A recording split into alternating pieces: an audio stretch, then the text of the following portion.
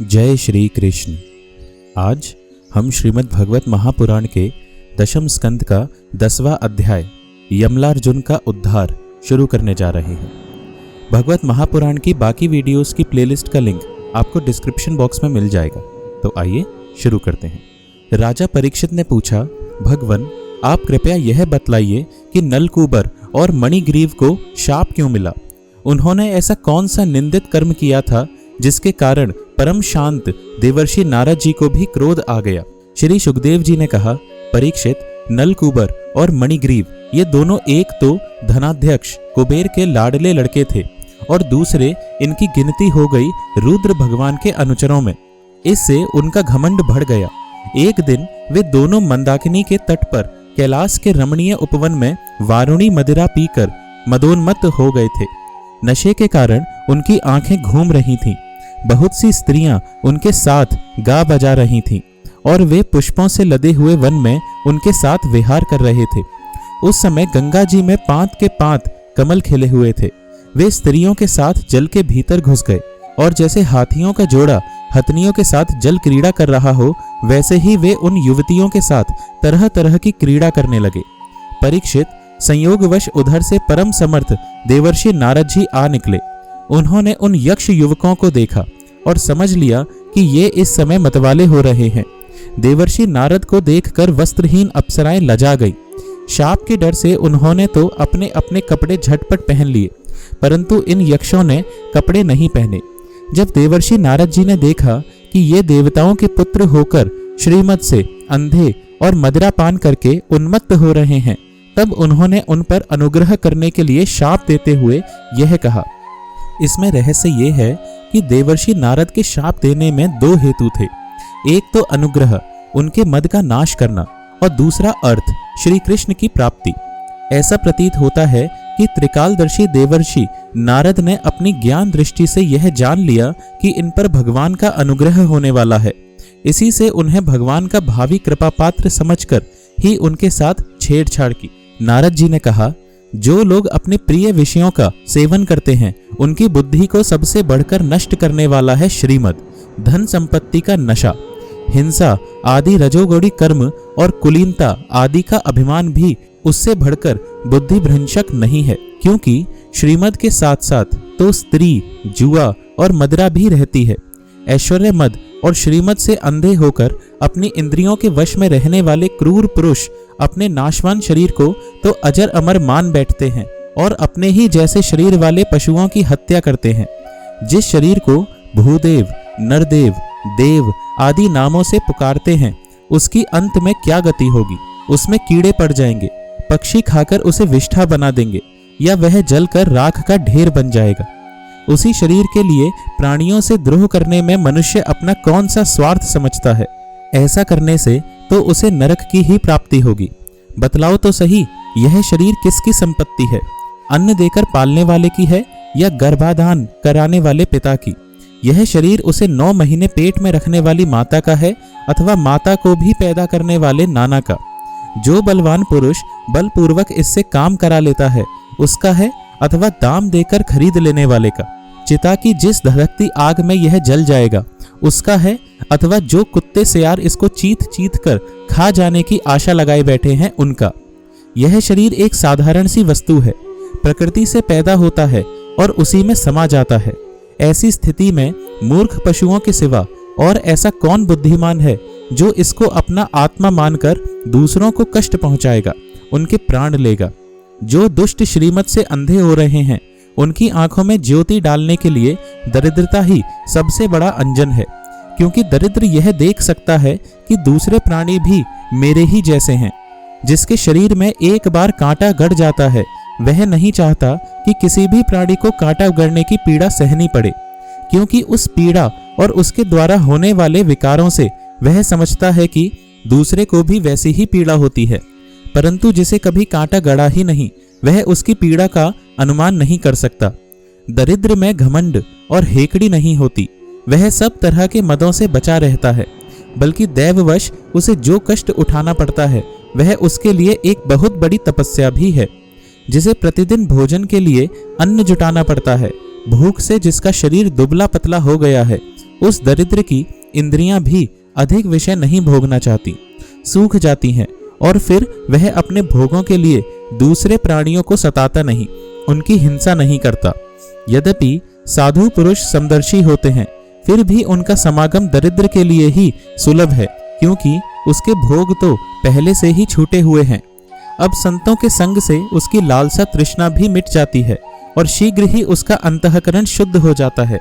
जिन महात्माओं के चित्त में सबके लिए समता है, जो केवल भगवान के चरणारविंदों का मकरंद रस पीने के लिए सदा उत्सुक रहते हैं, उन्हें दुर्गुणों के खजाने अथवा दुराचारियों की जीविका चलाने वाले और धन के मद से मतवाले दुष्टों की क्या आवश्यकता है। वे तो उनकी उपेक्षा के ही पात्र हैं। ये दोनों यक्ष वारुणी मदिरा का पान करके मतवाले और श्रीमत से अंधे हो रहे हैं। अपनी इंद्रियों के अधीन रहने वाले इन स्त्री लंपट यक्षों का अज्ञान जनित मद मैं चूर चूर कर दूंगा। देखो तो सही कितना अनर्थ है कि ये लोकपाल कुबेर के पुत्र होने पर भी मदोन्मत्त होकर अचेत हो रहे हैं, और इनको इस बात का भी पता नहीं है कि हम बिल्कुल नंग धड़ंग हैं।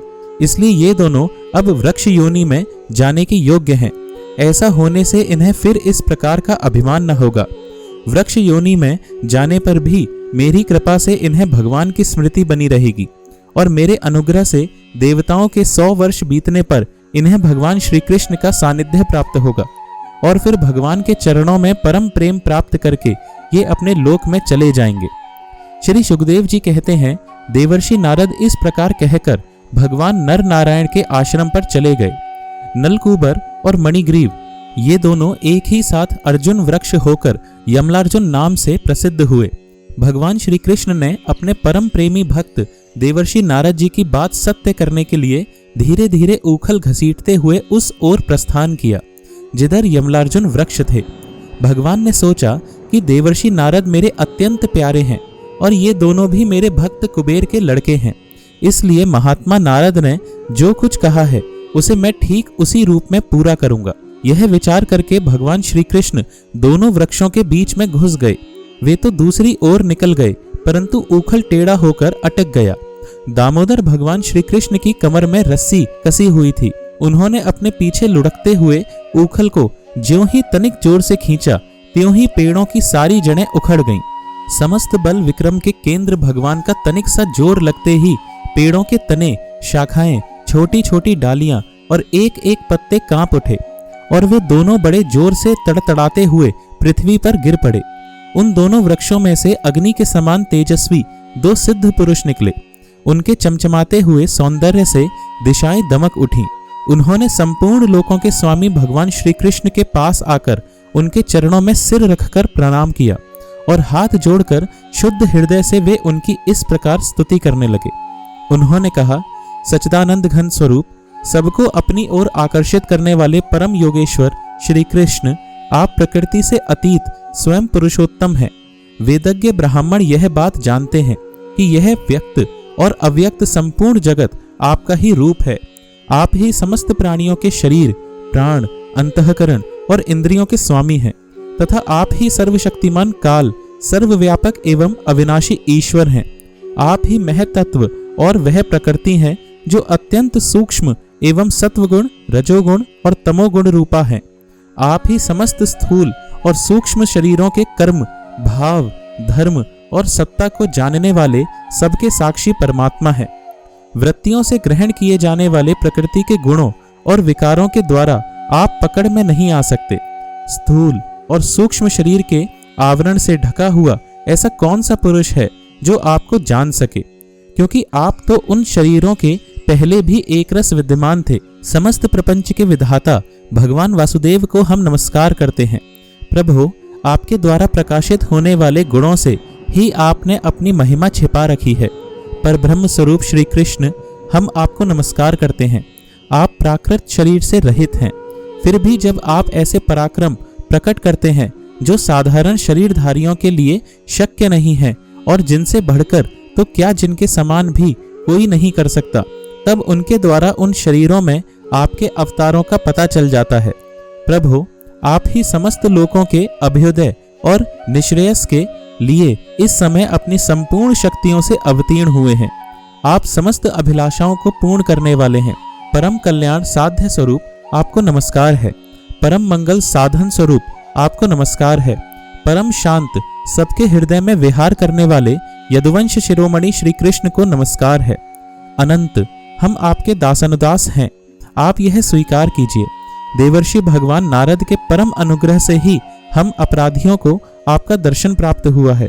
प्रभु, हमारी वाणी आपके मंगलमय गुणों का वर्णन करती रहे, हमारे कान आपकी रसमयी कथा में लगे रहें, हमारे हाथ आपकी सेवा में और मन आपके चरण कमलों की स्मृति में रम जाए। यह संपूर्ण जगत आपका निवास स्थान है, हमारा मस्तक सबके सामने झुका रहे। संत आपके प्रत्यक्ष शरीर हैं, हमारी आंखें उनके दर्शन करती रहें। श्री सुखदेव जी कहते हैं, सौंदर्य माधुर्य निधि गोकुलेश्वर श्री कृष्ण ने नलकूबर और मणिग्रीव के इस प्रकार स्तुति करने पर रस्सी से ऊखल में बंधे बंधे ही हंसते हुए उनसे कहा। अब भगवान यहाँ पर क्यों हंस रहे थे? क्योंकि भगवान ने सोचा, सर्वदा मैं मुक्त रहता हूँ और बद्ध जीव मेरी स्तुति करते हैं। आज मैं बद्ध हूँ और मुक्त जीव मेरी स्तुति कर रहे हैं। यह विपरीत दशा देखकर भगवान को हंसी आ गई। अब भगवान ने उनसे कहा, तुम लोग श्रीमत से अंधे हो रहे थे। मैं पहले से ही यह बात जानता था कि परम कारुणिक देवर्षि नारद ने शाप देकर तुम्हारा ऐश्वर्य नष्ट कर दिया तथा इस प्रकार तुम्हारे ऊपर कृपा की। जिनकी बुद्धि समदर्शनी है और हृदय पूर्ण रूप से मेरे प्रति समर्पित है, उन साधु पुरुषों के दर्शन से बंधन होना ठीक वैसे ही संभव नहीं है जैसे सूर्योदय होने पर मनुष्य के नेत्रों के सामने अंधकार का होना। इसलिए नलकूबर और मणिग्रीव, तुम लोग मेरे परायण होकर अपने अपने घर जाओ। तुम लोगों को संसार चक्र से छुड़ाने वाले अनन्य भक्ति भाव की जो तुम्हें अभीष्ट है प्राप्ति हो गई है। श्री सुखदेव जी कहते हैं, जब भगवान ने इस प्रकार कहा तब उन दोनों ने उनकी परिक्रमा की और बार बार प्रणाम किया। इसके बाद ऊखल में बंधे हुए सर्वेश्वर की आज्ञा प्राप्त करके उन लोगों ने उत्तर दिशा की यात्रा की। अब इस अध्याय में रहस्य की बात यह है, पहली, धनी पुरुष में 3 दोष होते हैं, धन, धन का अभिमान और धन की तृष्णा। दरिद्र पुरुष में पहले 2 नहीं होते, यानी धन और धन का अभिमान नहीं होता। केवल तीसरा ही दोष यानी धन की तृष्णा रहती है। इसलिए सत्पुरुषों के संग से धन की तृष्णा मिट जाने पर धनियों की अपेक्षा उसका शीघ्र कल्याण हो जाता है। दूसरा, धन स्वयं एक दोष है। 7वें स्कंद में कहा है कि जितने से पेट भर जाए उससे अधिक को अपना मानने वाला चोर है और दंड का पात्र है। भगवान भी कहते हैं, जिस पर मैं अनुग्रह करता हूँ उसका धन छीन लेता हूँ।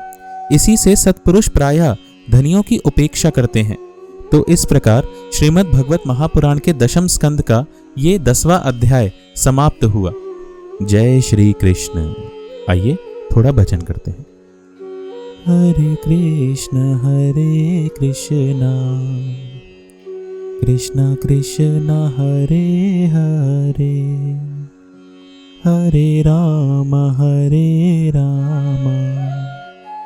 राम राम हरे हरे। हरे कृष्ण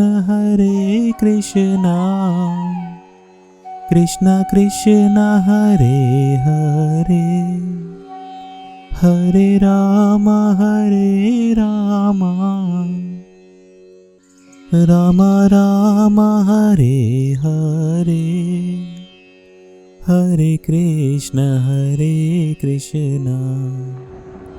कृष्ण कृष्ण हरे हरे, हरे राम राम राम हरे हरे। हरे कृष्ण।